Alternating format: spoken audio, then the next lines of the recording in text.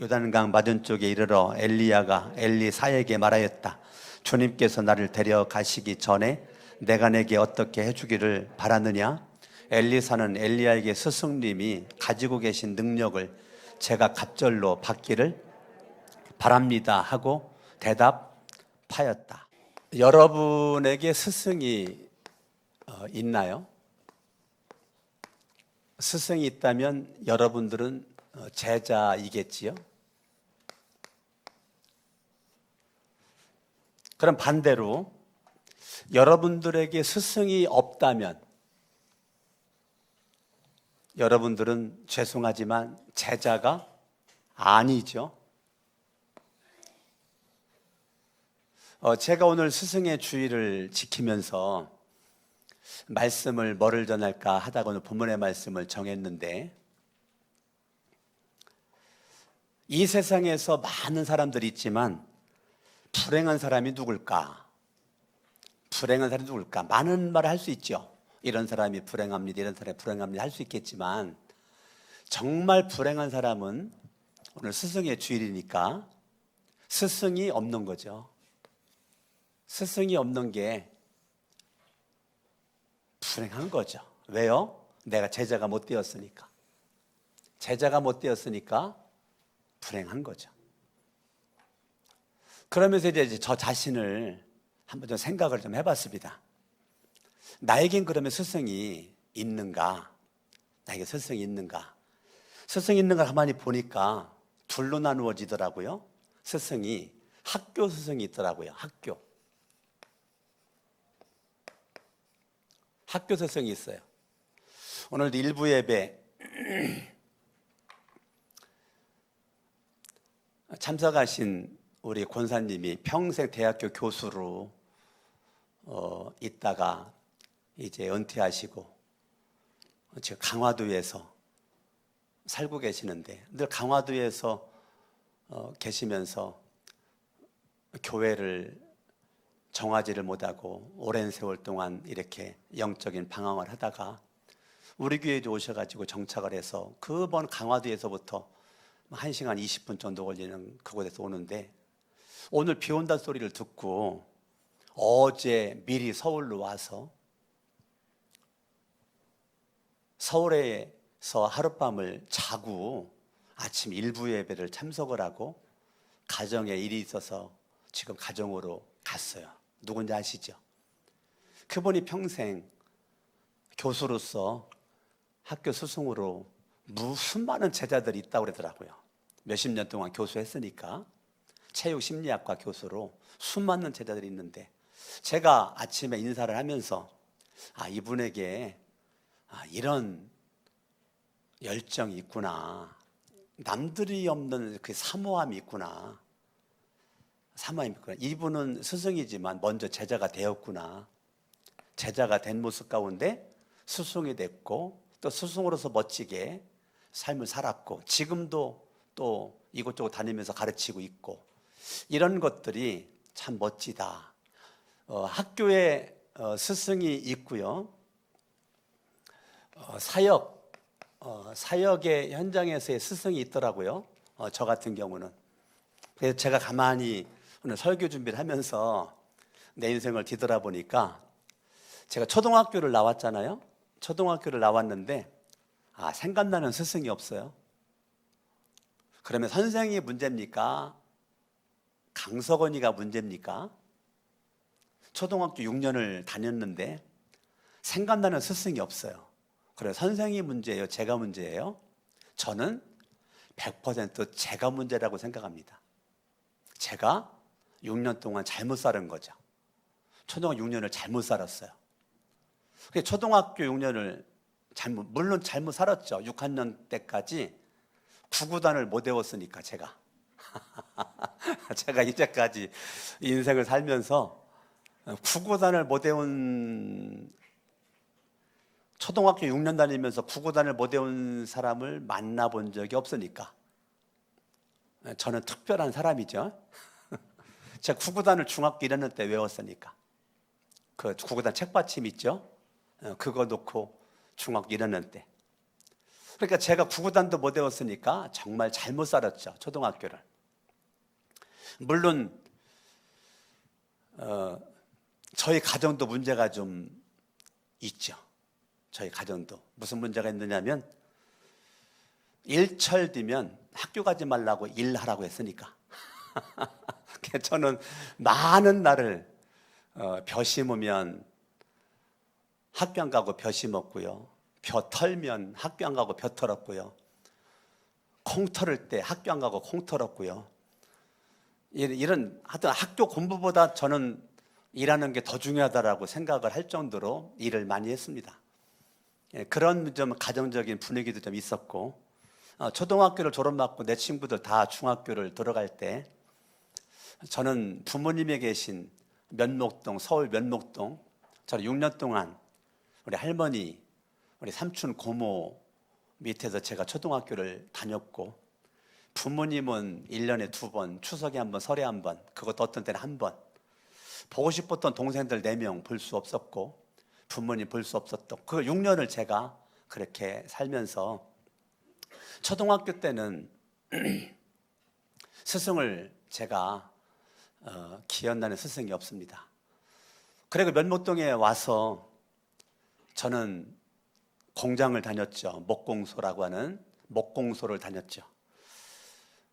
부모님이 면목동 살았고 아버지는 이발사고 어머니는 또 일을 하셨는데 저를 중학교 보낼 생각을 하지 않으셨고, 저는 일을 하다 보니 내 친구 중3 때 저는 중학교 1학년을 들어갔는데, 면목중학교를 들어갈 때 제가 찾아갔죠. 부모님이 저를 중학교를 갈 수 있도록 한 게 아니었어요. 어떻게 공부하고 싶은 마음속에서 찾다 보니까 중학교를 가게 되었고, 중학교 가서 제가 중학교 1학년 때 담임 선생님이 이형복 선생님입니다. 그리고 만났던 선생님이 김희순 선생님이십니다. 미술 선생님이죠. 그리고 중3 때 담임 선생님 이성기 선생님을 만났습니다. 제가 생각나는 선생님이 많으니까 중학교 때 잘 살은 것 같죠? 이현보 선생님은 중학교 1학년 때 담임이고, 이성기 선생님은 중학교 3학년 때 담임이었습니다. 김미준 선생님은 이제 미술 선생님이었고, 제가 형이 없고 누나가 없는 제가 장남인데, 이현보 선생님은 저랑 둘이 있으면 서거나 형처럼 생각해라. 김미준 선생님은 저랑 단둘이 있으면 서거나 누나처럼 생각해라. 내가 너의 누나가 되어줄게. 내가 너의 형이 되어줄게. 그렇게 사랑을 참 많이 받았습니다. 할 얘기 많지만 중간 생략하고요. 이성기 선생님, 제가 중3 때 약간 방황을 할 때 고등학교를 갈까 말까, 왜 방황을 했느냐면 부모님이 우리 교육을 별로 신경을 못 쓰니까 내가 돈 벌어가지고 내 동생들 4명을 가르치겠다라고 제가 딴 맘을 먹었어요. 그때 이성기 선생님이 서거나 네가 잘 돼야 네 동생들도 잘 되는 거야. 너의 마음은 참 기특하지만, 네가 돈 벌어 동생을 가르친다는 건 훌륭하지만 네가 잘 돼야 된다. 그래가지고 제가 가는 게 고등학교를 간 거죠. 아마 이성기 선생님이 저를 계속 상담해 주지 않았으면 아마 저는 고등학교를 못 나왔을 것 같습니다. 중학교 때 이분들 외에도 국어 선생님, 김기재 선생님이라든지 또 다른 분들 많이 있지만, 어찌됐건 하여튼 저한테 중학교 때 많은 선생님들이 있었고, 고등학교 때 많은 분들이 있지만, 고등학교 3학년 때 담임 선생님 신성순 선생님, 이분은 저를 더 믿음을 강화시켰던 선생님. 제가 고등학교 다닐 때만 해도 주일날 학교 나오라 그랬거든요. 학교 나오라 그랬어요. 저의 반이 67명이었는데 그 중에 예수 믿는 사람이 18명이었고 그 중에 한 명이 저였어요. 근데 저만 고1 때 믿었고요. 나머지 17명은 다 모태신앙자들이었어요. 부모님 가운데 장로도 있고 안수 집사도 있고 권사도 있고 집사도 있고, 저는 아직 아무도 예수를 믿지 않는 불신자의 가정에서 우리 집안의 최초로 고1 때 예수를 믿은 지 이제 3년 차 되는 저죠. 근데 고3 때 신성순 선생님이 저희 담임이었을 때 굉장히 무서운 분이거든요. 무서운 분이. 그리고 술을 좋아하시고. 근데 이분이 무조건 주일날만 되면 학교를 나와서 늦게까지 자습을 해야 되는 겁니다. 그래서 선생님이 무서우니까 다 자습하는데 저는 학교 갔다가 10시만 되면 성경책 가지고 교회 갔다 온다고 친구한테 얘기를 하고 전 교회 가서 예배 드리고 점심 맛있게 먹고, 교회에서 점심 주니까 맛있게 먹고 오면 선생님이 교문에서 큰 자루걸레 그거 자루 뜯어내고 그거 딱 서 있어요. 그러면 고얘기 할래도 한 2, 30분 할 얘기가 있는데 생략하고, 어찌됐건 저는 매주마다 그 자루 몽대기로 두드려 맞으면서 학교를 갔고, 교회를 갔고, 그런 여러 가지 가운데 선생님이 나중에는 저를 허락했어요. 강석원 너만 주일날 교회, 일요일날, 선생님 일요일이죠. 일요일날 교회 가서 예배 드리고 와도 된다. 그래가지고 제가 이 얘기를 제가 청소년 부흥회 가가지고, 청소년 연합집회 가가지고 이거를 막 설교를 하면서 막 이름까지 대면서 했더니, 나중에 부흥회를 마치고 났더니 젊은 청년 2명이 찾아왔어요, 저한테. 목사님,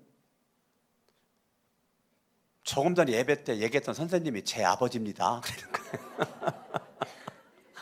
그래서 그래가지고 깜짝 놀래가지고, 그러냐, 선생님 전화번호 좀 알려줘라. 그게 전화했더니, 강 목사님, 이제 내 이름은 그만 돼야. 그분이 청양에서 선생님 하셨는데, 내 이름은 이제 그만 말이야. 나도 민망이야. 근데 나도 지금 예수 믿어. 그러는 거예요. 저는 분명히 한 가지 확신하는 게 있습니다. 선생님이 나를 두드려 팼기 때문에 예수 믿게 되었다고. 왜냐면 제가 기도 많이 했거든요. 제 선생님 영혼을 위해서 정말 기도를 많이 했습니다. 대학교 다닐 때 많은 선생님들이 있지만 저에게 가장 인상나는 선생님은 이명희 교수님. 이명희 교수님. 그 이명희 교수님이 제가 실천신학을 전공을 하고 대전 침례신학대학교에서 전도학 교수로 제가 9년 동안을 가르칠 수 있도록 저에게 교수의 길을 열어주었던 스승님이 이명희 교수님이시죠. 이명희 교수님이 본인이 전도학을 가르쳤었는데 본인은 예배학만 가르치고 저한테 전도학을 가르칠 수 있도록 기회를 주셨죠. 이분이 지금의 제 아내랑 중매를 해서 지금의 제 아내랑 거의 30년째 지금 살고 있는 것입니다.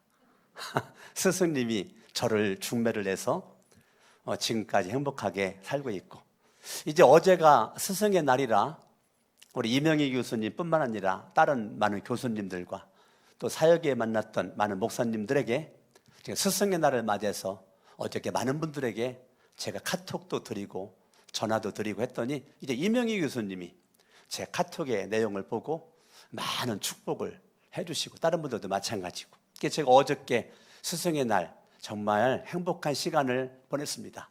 어제 스승의 날 저에게 많은 스승을 생각을 하면서 그분들에게 카톡도 보내고 전화도 드리고 그렇게 하는 시간이 저에게 너무너무 참 행복한 시간이었죠.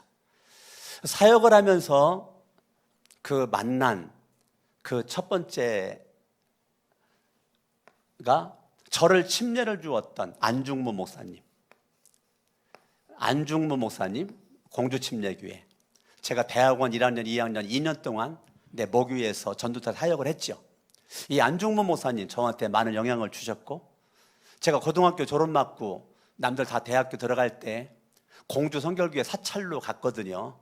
가정이 어려워서 대학교를 못 들어갔어요. 사찰로 들어갔을 때 그때 만났던 차복원 목사님. 차복원 목사님 저한테 많은 영적인 스승으로 영향을 주셨죠. 신학교 3학년 10월 달까지 사찰을 계속 했었거든요. 그러다가 11월 달에 전도사로 간 공주 화평교회, 공주 화평침례교회 한상교 목사님을 제가 만났죠. 그리고 서울 구로동의 강풍일 목사님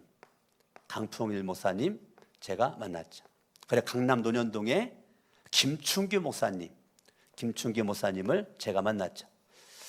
저의 짧은 삶의 그 기간에 제가 만났고 모셨던 내 영적인 스승 목사님들이 이분들 외에도 물론 있지만 제가 직접적으로 오랜 세월 동안 가까이에서 경험했었던 목사님들 더 있지만 제가 5분만 했습니다. 그럼 뭐를 내가 배웠는가? 안중무 목사님과 차복원 목사님을 통해서는 정을 배웠습니다. 하나님은 사랑이야. 일은 사랑으로 하는 거야. 하나님 사랑하고 성도님들 사랑하는 거를 어디서 배웠는가? 저를 처음 예수 믿고 침례를 주었던 안중무 목사님, 지금도 살아계십니다. 차복원 목사님 102세로 재작년 12월 달에 하늘나라 가셨죠. 정을 배웠습니다. 한상교 목사님은 초등학교 선생하다가 은혜 받고 초등학교 선생을 그만두고 목회자로 하나님 앞에 쓰임받았던 한상교 목사님, 또한 강풍일 목사님, 이분은 바울신학의 권위자입니다. 바울신학 논문 써가지고 박사학위를 받은 이 강풍일 목사님이십니다. 바울신학의 권위자 강풍일 목사님, 창세기부터 요한계시록까지 성경을 그냥 엄청나게 많은 성경을 암송하고 있는 한상교 목사님, 이분들을 통해서 제가 지가 겸비가 되었습니다. 성경에 대한 눈이 열렸습니다. 신약 성경이 열렸고요, 구약 성경이 열리고 제가 한상교 목사님이랑은 매주 토요일마다 2-3시간씩 1대1 제가 성경 좀 알려달라고 부탁을 드려서 매주 토요일마다 제가 전도사지만 목사님한테 제가 성경 공부를 사무해서 배웠습니다. 김충기 목사님을 통해서 제가 배운 거는 여러 가지 가운데 마음속에 남는 건 뭐냐면 의입니다. 의입니다. 그래서 하나님의 형상대로 지음받은 인간에게 주어진 하나님의 특별한 선물이 뭐냐면 지정입니다. 지정의가 저와 여러분들을 멋지고 위대하게 만들어 가는데, 저를 가만히 바라보니까 저의 삶에 하나님이 골고루 우리 목사님들을 만나게 해주셔서 지혜의 은혜를 받고 정의 은혜를 받고 의의 은혜를 받았죠. 김충기 목사님 통해서 이 믿음의 배짱을 배웠습니다. 믿음의 배짱, 이 의입니다. 믿음의 담력을 배웠습니다. 시작도 믿음으로, 과정도 믿음으로, 마침도 믿음이라는 것을 김충기 목사님의 간증과 그분의 말씀과 그분의 삶을 통해서 제가 엄청난 은혜를 받았죠. 이 김충기 목사님도 아쉽게도 재작년 12월 달에 차복원 목사님, 김충기 목사님이 제 곁을 떠나서 아쉬움은 좀 있죠. 한상교 목사님도 하늘나라 가셨죠. 지금 남은 분이 안중무 목사님, 강품희 목사님 2명만 남아있죠. 어찌됐건 저에게 학교에서의 스승과 사역의 현장에서의 스승이 이렇게 많이 있는데, 그러면 왜 초등학교 때는 그렇게 생각나는 선생님이 없는데 왜 그렇게 중학교, 고등학교, 대학교 또 사역의 현장에서 내가 모시고 있었던, 가까이에서 모시고 있었던, 만났던 그런 목사님들이 내 인생의 스승으로 남아 있을까? 이유가 뭘까? 그건 자세입니다. 자세. 뭐라고요? 자세입니다. 무슨 자세냐면 내 마음속에 스승에 대한 이 사모함입니다. 그걸 다른 말로 얘기하면 간절함입니다. 간절함. 내 마음속에 이 사모함과 이 간절함이 내 마음속에 참 많이 있었습니다. 중학교 다닐 때도 항상 제가 선생님들을 사모했고요. 저 그때 예수 안 믿을 때니까 일요일만 되면 선생님들이 우리 집에 왔습니다.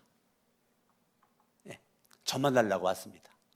예, 선생님들이 여러분 학생 만나려고 온다는 게 쉬운 게 아닙니다. 그러면 저는 선생님 술 대접해드리고 그런 일을 제가 이렇게 했습니다. 어찌됐건 제 마음속에 항상 가까이 했습니다. 예. 그러니까 중학교 다닐 때도 중학교 3학년 때 제가 선도부장이었는데 선도부장으로 있을 때도 막 무슨 과일 철이 되면 그 철철마다 선생님들을 탁 모시고 가서 막 대접할 때 가장 생각나는 게 딸기입니다. 딸기. 아니 딸기밭에 모시고 가서 선생님들을 딸기를 대접할 때 우리 선도부원들이 20명이거든요. 저를 포함해서 남자 10명, 여자 10명. 20명 선도부원들이 다 그 돈 다 내가지고 딸기밭에 딸기를 그냥 막 소코리를 그냥 막 몇 소코리를 사가지고 그거 먹을 때 김희순 선생님이 내 옆에 앉아가지고 서거나 딸기 먹을 때 뭐부터 먹어야 될까? 이걸 물어봤습니다. 지금도 생각납니다. 딸기 먹을 때 뭐부터 먹어야 될까? 저 지금도 눈 감으면 그때가 생각납니다. 참 오래됐죠? 그래서 내가 말을 못하고 머뭇머뭇 했더니 서거나 여기 딸기 중에서 네가 볼 때 가장 예쁘고 잘생기고 탐스럽고 먹음직스러운 게 뭐니? 요건데요. 그래 그거 먼저 먹어. 얼른 먹어봐. 먹고 또 선생님도 먹었어요. 서거나 요번에 여기에서 가장 먹음직스럽고 탐스럽고 좋은 게 뭐니? 요건데 그래 그거 먹어. 그래서 그 소코리를 놓고 그 김민수 선생님 나랑 둘이 그 딸기를 다 먹었어요. 마지막까지 인물이 마지막까지 물어봤어요. 그러면서 하는 얘기 그런 거예요. 서거나 항상 좋은 거부터 먹어라. 가장 탐스러운 거부터 먹어라. 그럼 너는 이 딸기를 다 먹을 때까지 끝까지 처음부터 끝까지 좋은 것만 먹을 수 있고 탐스러운 거 맛있는 것만 먹을 수 있는 거야. 제가요 어린 마음인데 굉장한 깨달음을 그때 이 스승을 통해서 제가 발견하게 되었죠. 그래서 제가 우리 자녀들 키우면서도 뭐 먹을 것이 있으면 가장 탐스럽고 좋은 건 여보 당신 먹어 나 먹어 우리 부부가 먼저 먹습니다. 절대 애들 먼저 주지 않습니다. 우리 부부가 먼저 먹은 다음에 그다음에 애들을 줍니다. 요즘에 부모님들이 자녀 교육을 잘못하죠. 가장 탐스럽고 좋은 거 너 먼저 먹어라. 너 먼저 먹어라. 꽁치 가운데 토막은 너 먼저 먹어라. 아빠는 머리통이고 엄마는 꼬랑지다. 그러니까 결혼해가지고 여보 우리 엄마 아빠는 머리통 꼬랑지 좋아하니까 가운데 토막은 나한테 줘 그렇게 말했대잖아요. 제가 중학교 때 아주 굉장한 내 각인이 됐어요. 머릿속에 각인. 그렇구나.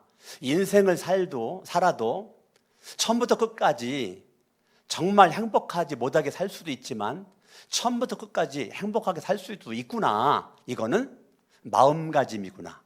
생각이 다르구나. 그거를 제가 중학교 때 깨달았습니다. 굉장한 깨달음이죠. 굉장한 깨달음을 받게 됐죠. 그때 그 김민수 선생님 말 나온 김에 한마디만 더 하면 제가 중학교 1학년 때 윤동주가 쓴 서시가 그렇게 마음속에 와닿았어요. 여러분도 중학교 때 무슨 시가 와닿았어요? 저는 서시, 윤동주가 쓴 서시. 첫 구절, 죽는 날까지 하늘을 우러러 한 점 부끄러움이 없기를. 난 그게 그렇게 마음속에 와닿았어요. 죽는 날까지 하늘을 우러러. 내가 야중에 봤더니 그때 몰랐지만 야중에 봤더니 윤동주가 예수 잘 믿더라고요. 예수 잘 믿고 거기서 하늘은 하나님을 가리키는 거더라고. 그때는 몰랐죠. 죽는 날까지 하나님 앞에서 코람데오죠. 코람데오. 하나님 앞에서 푹 부르면 삶을 살다가 결국 윤동주는 일본에서 순교했지만 죽는 날까지 젊은 날에 이 땅을 떠나갔지만 정말 멋진 믿음의 삶을 살았던 사람 중에 한 명이죠. 미소 선생님한테 제가 그 시를 줬어요. 선생님, 내가 이 시를 좋아하는데 이걸 좀 화폭에다 담아주세요. 저는 그림 그림을 못 그리니까 선생님이 그림을 그려가지고 담으세요. 그랬더니 알았어. 나중에 그림을 그려왔더라. 선생님이 무슨 그림을 그려왔느냐면 둥근 달을 그려놓고 이파리가 다 떨어진 앙상한 나뭇가지를 배경으로 깔아놓고 그 둥근 달에다가 윤동주의 서시를 써서 저한테 선물로 주셨어요. 제가 그거 받고 얼마나 감동했는지 몰라요. 제가 중학교 때 선생님한테 선물을, 그렇게 귀한 선물을 그렇게 받게 되었죠.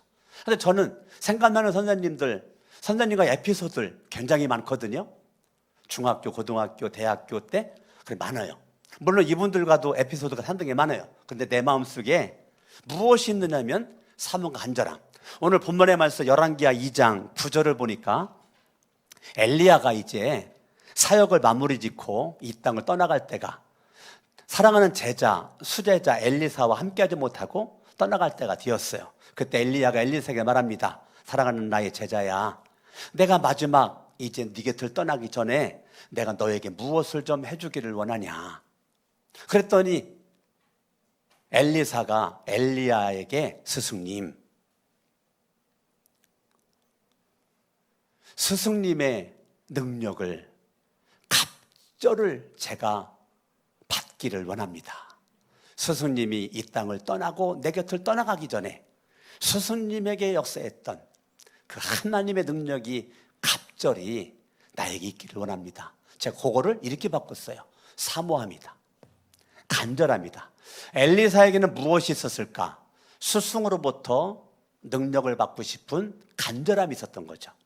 사모함이 있었던 거죠. 그 간절함과 그 사모함을 또 다른 말로 말씀을 드리면 그거는 열심입니다.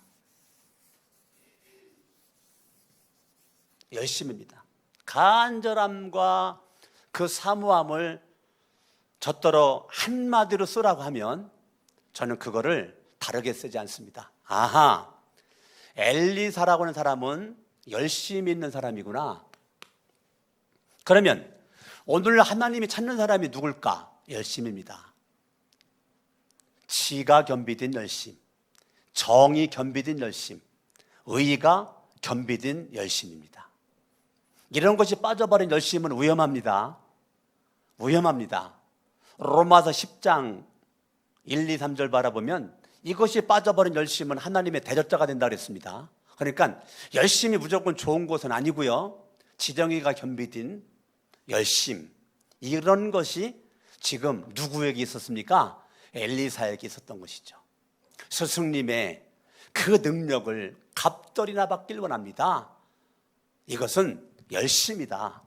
하나님을 향한 사모함에 대한 열심, 간절함에 대한 열심, 하나님의 뜻대로 살고 싶은 열심, 스승의 영적인 바톤을 이어받아 사명을 감당하고 싶은 열심.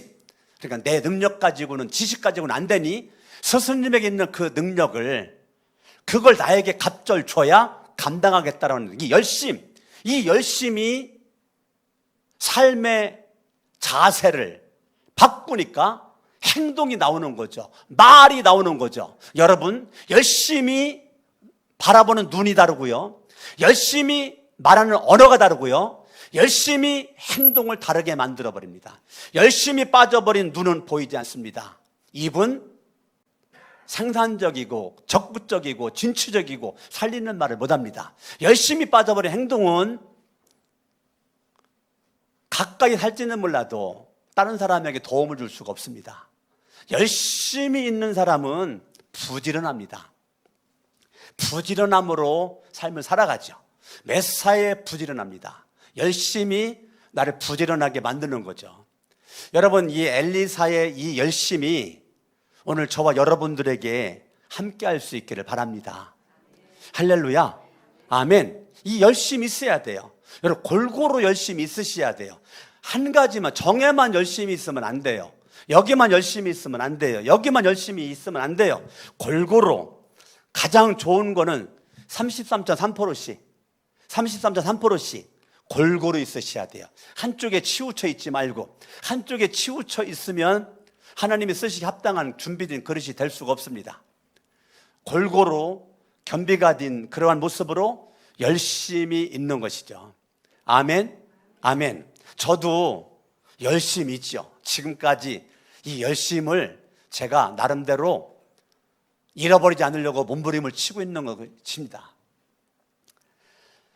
제가 사찰로 있을 때 이 차복원 목사님 자녀가 7명이에요. 7명 가운데 4명이 목사님입니다.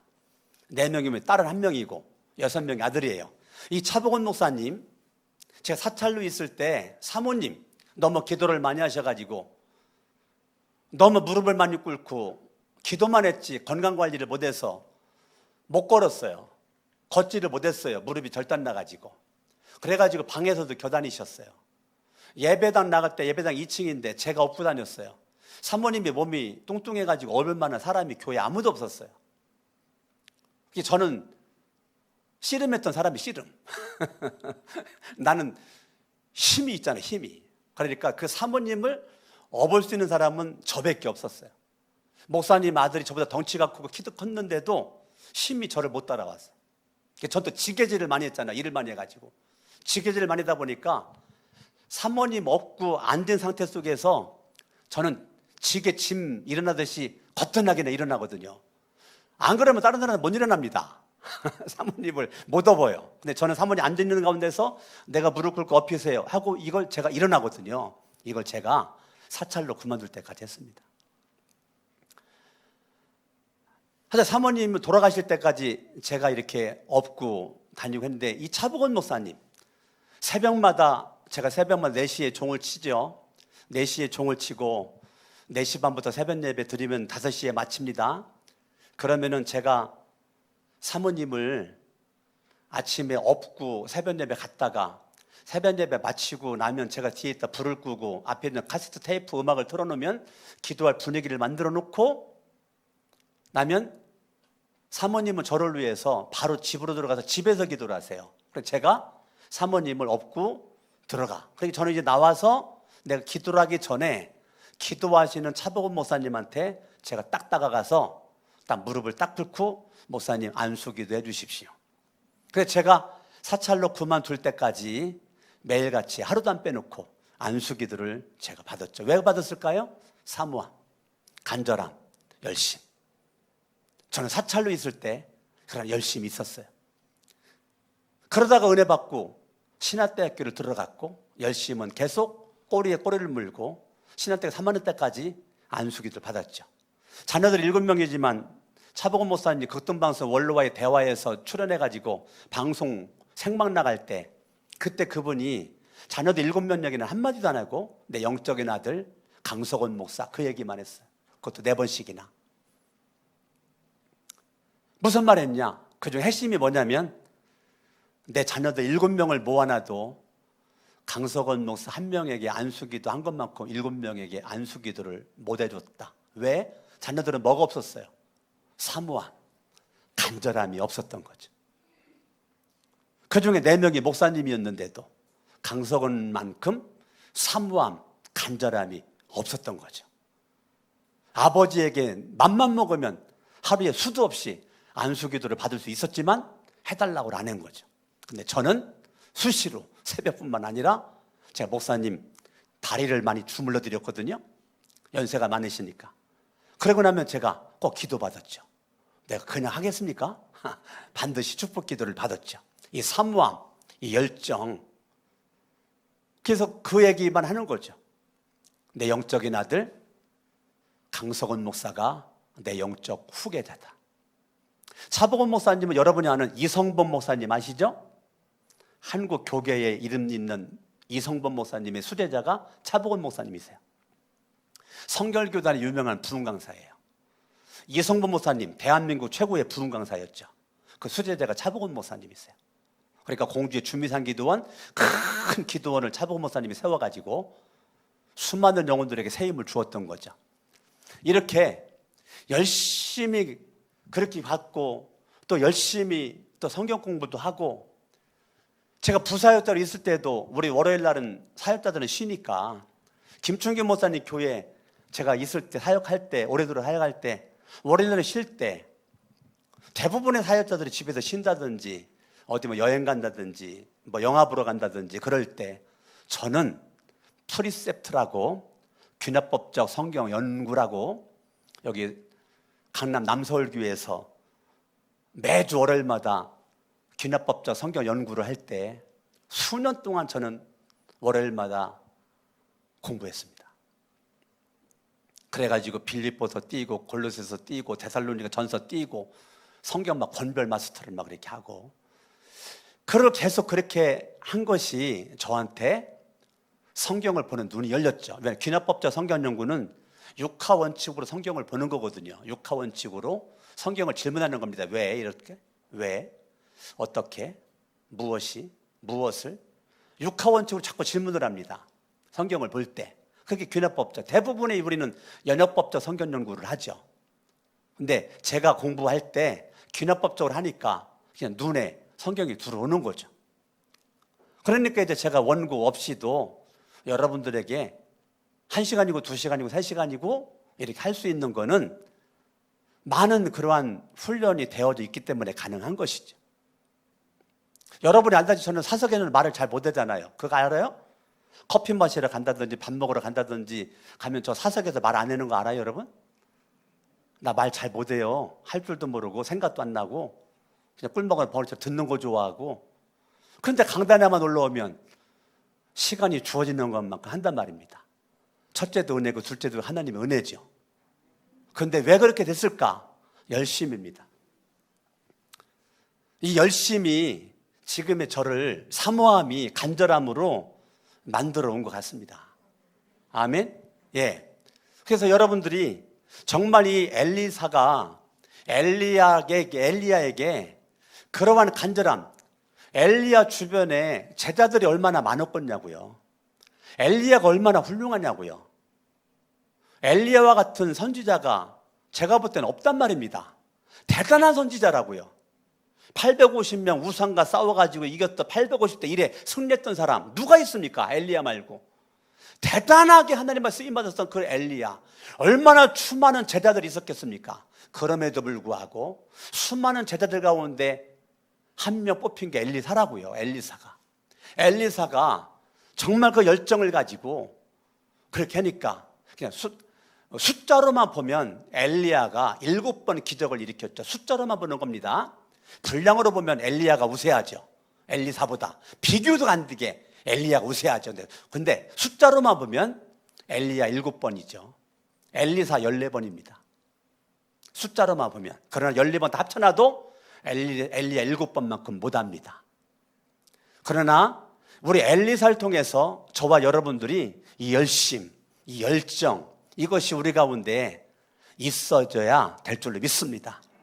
아멘. 여러분들의 가정에서 자녀들을 놓고도 부모로서의 열심이 육으로만 치우쳐 있으면 안 됩니다. 육과 영이 균형을 이루어야 됩니다. 육으로만 잘해주는 부모는 이 세상에 무지 많습니다. 그런데 영과 육이 겸비디가 안 된 모습으로 육적인 터치와 영적인 터치에 열심히 있어야 됩니다.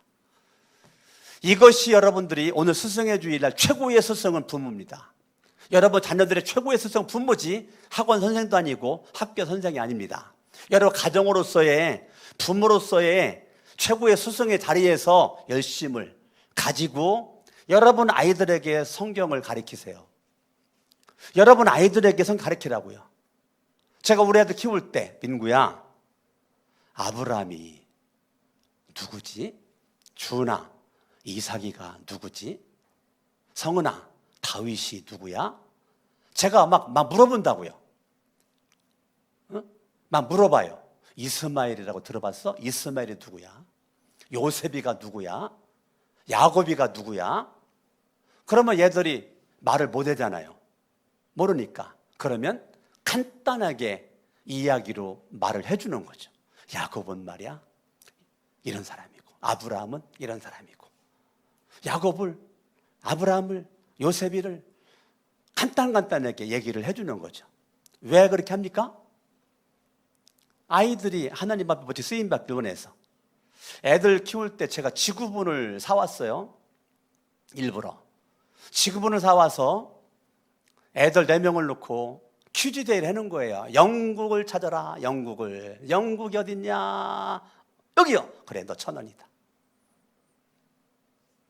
스웨덴을 찾아라. 스웨덴은 여기요. 그래, 너 1,000원이다. 러시아를 찾아. 러시아. 지구본 막 여기 그래 너 1,000원. 왜 그랬을까요? 세계를 바라보는 눈이 열리기 원해서. 대한민국 땅덩어리가 전 지구본에 요만큼밖에 되지 않는다는 걸 알려주기 위해서. 김우중 씨가 얘기했던 세계는 넓고 할 일이 많다는 걸 알려주기 위해서. 최고의 스승이 되기 위해서 내 스스로. 새벽에 나와서 기도하다가도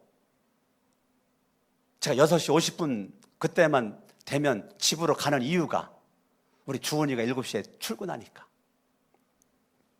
출근할 때 아빠 얼굴을 보여주기 위해서. 출근하기 전에 축복 기도를 해주기 위해서. 기도하지만 기도 중단하고 갈 때가 있죠. 그러한 것들이 한쪽에 치우치고 싶지 않은 거죠. 육적으로도 잘해주길 원하지만 영적으로도 정말 멋진 스승이 되기를 원해서 제가 있는 이상은 애들 반드시 아침에 축복기도 해서 직장을 보내는 거죠. 여호와는 내게 복을 주시고 너를 지키시길 원하며 여호와는 그 얼굴을 내게 비추사 은혜 베푸시길 원하며 여호와는 그 얼굴을 내게로 향하여 주사 평강 주시기를 원하노라. 민수기 6장 24, 25, 26절을 가지고 그냥 축복을 하는 거죠. 나 혼자만 신앙생활, 나 혼자만 잘해, 나 혼자만 열심히 해, 나 혼자만. 아니요. 나 혼자의 열심히, 여러분들이 오늘 칼럼 썼던 것처럼 여러분의 열심히 여러분 제자 돼야죠. 제자 돼야죠. 아멘. 그래 제자 됐으면, 여러분의 열심히 제자가 됐으면 또 다른 제자를 만들어야죠. 안 그렇습니까? 또 다른 제자 만들어야 되잖아요. 근데 우리는 예수를 믿는데 나 혼자만 잘 믿어. 나 혼자만. 나 혼자만 열심히, 나 혼자만 열심히. 제가 애들을 가르칠 때요, 교회에서 사례비를 주면 애들한테 요건 11조다, 요건 선경금이야, 요건 구제헌금이다, 이건 주일헌금이야, 이건 감사헌금이다. 애들한테 많이 공개를 했습니다.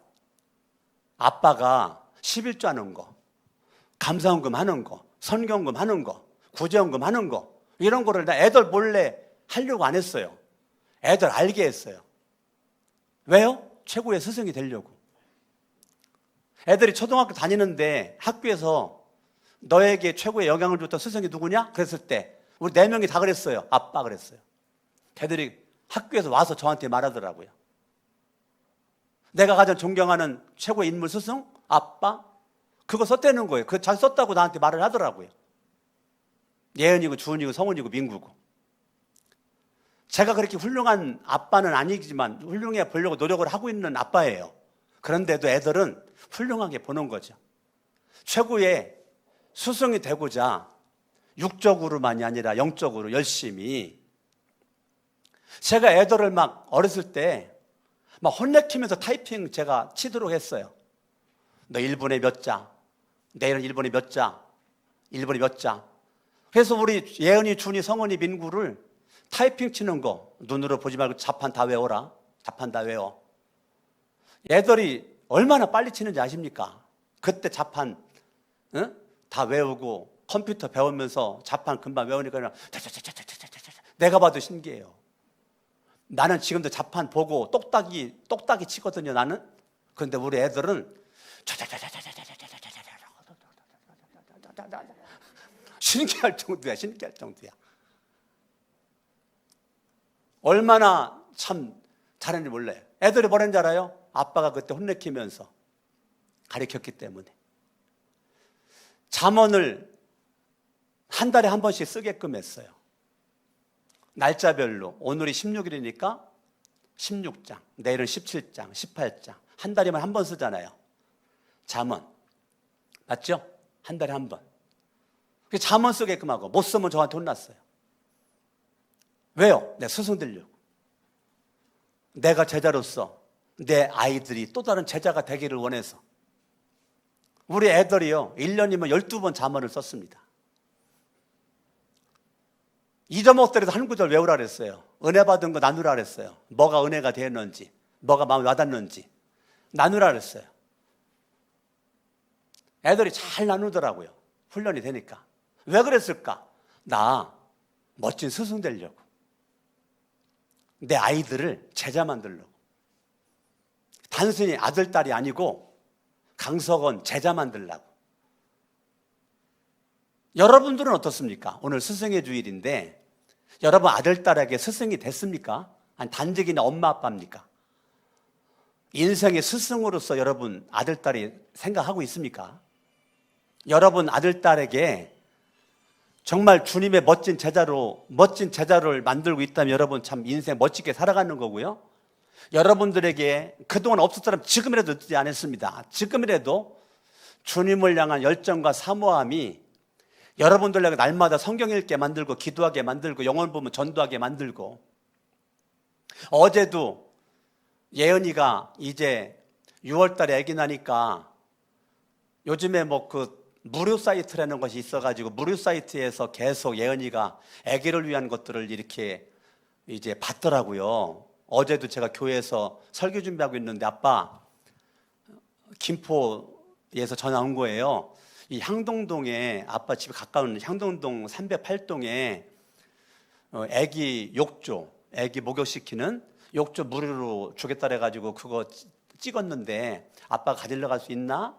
그래서 그럼 가지러 갈 수 있지. 그래서 제가 어젯밤에 제가 밤 9시경에 그거 가지러 왔거든요. 근데 분명히 나와가지고 만나서 이렇게 받기로 했는데 애기 뭐 목욕시키는 거랑 맞물려가지고 못 만나니까 문 바깥에 내놓는다고 그냥 가져가라고 했다고 예은이한테 연락이 왔다는 거예요. 그래서 제가 예은이가 하면서 예은이가 내가 물어본 것도 아니에요. 예은이가 바로 뭐라고 하는지 알아요? 아빠 서운하겠네? 만나서 물건을 받아야 되는데 못 만나서 물건 받아가지고 아빠 전도 못해서 서운하겠네? 내가 시킨 거 아니잖아요. 예언이 머리에 인이 박혔잖아요. 아빠는 어떠한 상황에서든지 누구를 만나든지 그 순간을 놓치지 않고 한마디라도 예수 믿는 걸 점검을 하고 한다는 걸 예언이가 안잖아요. 예언이가 아빠 서운하겠네. 그래서 그래 서운하다 너 어떻게 알았니? 왜 몰라 내가? 이게 어젯밤의 대화예요. 예언이와의 대화예요. 나는 저와 여러분들이 정말 주님의 최고의 제자의 모습으로만 남아있지 말고 또 다른 제자를 만들어내는 사람으로서 다른 데서 찾지 말고 여러분의 가정에서 아들, 딸, 손자, 손녀를 주님의 제자로 여러분들이 양육할 수 있기를 예수 이름으로 축원합니다. 아멘. 교회 학교 교사에게만 맡기지 말고 여러분들이 성경을 가르치시고요. 학교 선생님에게 맡기지 말고 여러분들이 아이들에게 많은 것을 가르치시고요. 하나님 은혜가 넘쳐나서 여러분들과 여러분을 통한 자녀들이 천대까지 잘 되고 복받기를 예수 이름으로 축원합니다. 우리 양손 높이 들고 말씀을 붙잡고 합심을 한번 이 시간에 기도합니다. 하나님 아버지, 오늘 스승의 주일에 부모로서 내가 자녀들에게 손자 손녀들에게 정말 스승으로서의 삶을 살아왔는지 못 살았다면 지금부터라도 늦지 않았습니다. 그렇게 살게 하여 주시옵소서. 정말 주님이 기뻐하는 나에게 맡겨준 아들, 딸 영혼을 내가 정말로 영적인 스승으로서 육적인 엄마, 아빠로서만이 아니라 영적인 스승으로서 아이들 잘 케어할 수 있도록 합심을 한번 기도하겠습니다. 할렐루야. 살아계신 아버지, 오늘도 하나님의 말씀을 통해서 깨달음을 주시니 감사합니다. 은혜 주시니 감사합니다. 엘리사가 엘리야에게 스승님에게 있는 갑절의 능력을 원합니다. 사역에 대한 삶에 대한 하나님의 뜻대로 살고자 하는 이 엘리사의 열심, 이 간절함, 이 사모함이 우리 가운데 있기를 원합니다. 하나님 아버지, 나를 쓰시옵소서. 하나님 멋지게 쓰시옵소서. 그러나 여기서만 멈춰있는 것이 아니라 나로 말미암아 내 아들, 딸이, 손자, 손녀가 자자손 천대까지 쓰임받아 하나님의 기쁨 되기를 원하옵고, 교회에 와서나 직장 가서나 사업장 가서나 어느 곳에 갔든지 선한 영향을 끼칠 수 있는 주인공들이 되어주기를 원합니다. 하나님 아버지, 마지막 때 나를 붙잡아 멋지고 존귀하게 쓰시옵소서. 하나님 함께해 주시옵기를 원합니다. 영광 받아 주시옵소서. 예수의 이름으로 기도합니다. 두 손을 가슴에다 건습니다.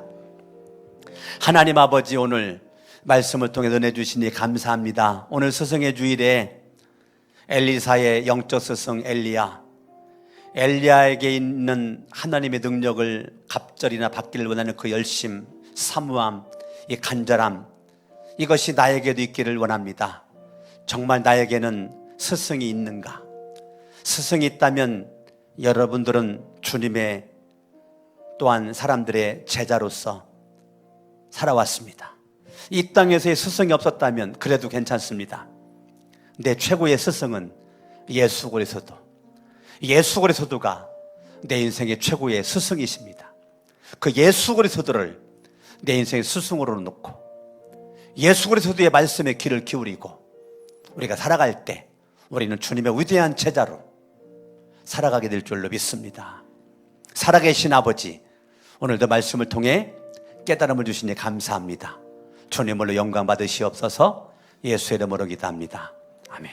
다 같이 자리에 일어나셔서 주님의 마음을 본받는 자, 하나님 앞에 찬양 올려드리는데요, 말씀에 은혜 받고 결단되어지고 그러는 분들은 찬양 부를 때나 또 찬양을 마치고 나서 축도가 마쳤을 때 맨 앞에 헌신대가 준비되어 있으니까 헌신대 무릎 꿇고 은혜 받은 재헌신의 카드의 내용을 쓰시면 제가 안수기도를 해줄 수 있도록 하겠습니다. 찬양 같이 합니다.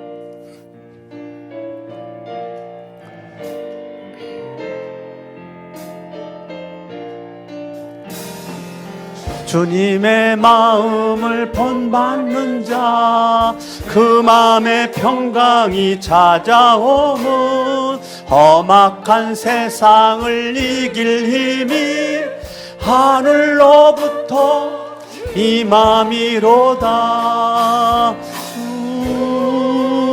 주님의 마음 본받아 살면서 그 거룩하심 나도 이루리.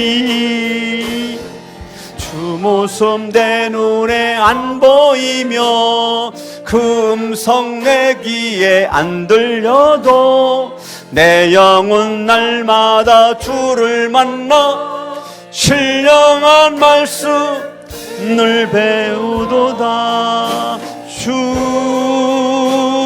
주님의 마음 본받아 살면서 그 거룩하심 나도 이루리. 가는 길 거칠고 험하여도 내 맘에 불평이 없어짐은 십자가 고난을 이겨내신 주님의 마음 본받음이라. 주님의 마음 본받아 살면서 그 거룩하심 나도 이루리. 주 예수 세상에 다시 오실 그날엔 무성도 변화하여 빛나는 그 영상을 다 함께 보며 주 찬양하리. 주님의 마음 본받아 살면서 그 거룩하심 나도 이루리.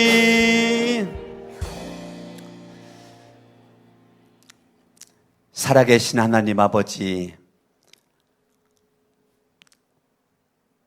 나에게 스승이 분명히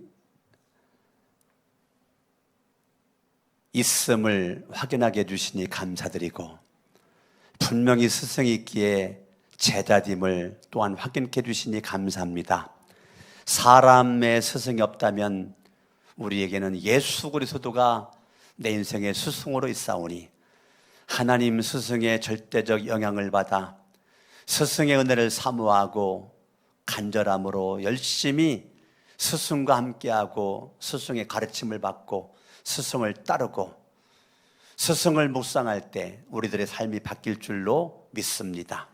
엘리사가 엘리야로부터의 간절한 사모함에 열심히 있었던 것처럼 우리 가운데 다시 한번 식어진 가슴에 열심히 불을 붙여주셔서 자녀 교육 포기하지 않고 이제부터 영적인 스승으로 자녀 교육 지금부터라도 우리가 스승으로 나갈 수 있길 원하오며 주님의 제자로 또 다른 제자를 만들어 나가는 주인공으로 멋지게 쓰임받게 하여 주시옵소서. 이제는 우리 주 예수 그리스도의 은혜와 하나님 아버지의 사랑하심과 성령님의 감화감동 역사 충만 내주하심이 오늘 예배를 드린 모든 분들 머리 위에 영상으로 예배 드린 성도님들 또한 외부 교인들 위에 이후로 영원토록 함께 하시기를 간절히 축원하옵나이다. 아멘.